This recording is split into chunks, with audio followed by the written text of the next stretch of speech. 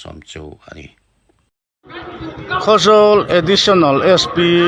Zurui duty awangin zanina hian thala yan pung khoma in khom cultur zong man tumin alo danga tichuan damdo in cultur emergency te po no ti ding in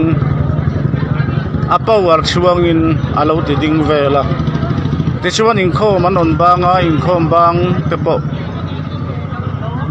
traffic police ko chawin alo dan tir vela tu nain thalai tam tak an pung khoma chuwang chuan thalai te han lung oi theilawa additional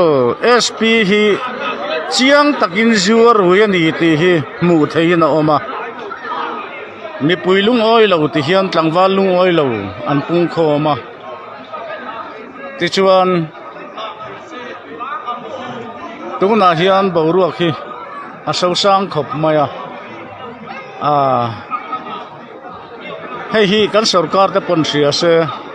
hetiang mi ringot thi chu police atang hi chuanin omve to lo se ti hi kan du dan le an ngai dan ani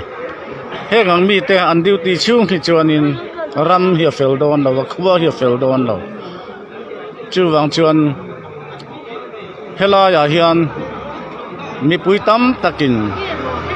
an lung oi lo nan lan tirani ti chuan Khosol